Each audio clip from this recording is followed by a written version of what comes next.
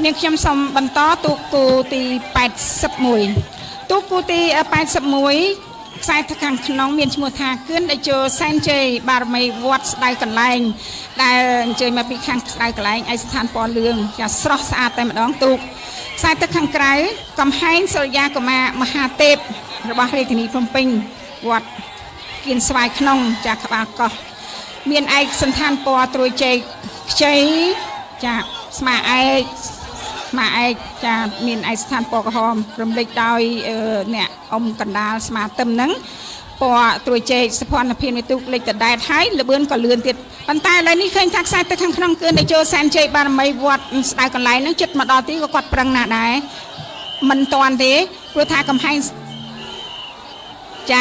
សវណ្ណកុមារមហាទេពរបស់រាជធានីភ្នំពេញវត្តគៀនស្វាយក្នុងដណ្ដើមបានជ័យជំនះគឺត្រឹមត្រូវទៅតាមលេខរៀងរបស់គណៈកម្មការរៀបចំខ្សែទឹកខាងក្នុងទូកដែលមានលេខសម្គាល់162កំហែងសវណ្ណកុមារមហាទេពចាទទួលបានជ័យជំនះនៅក្នុងជើងទី2នេះឆ្លងផុតកងពាន់ទី1បានបន្តិចចា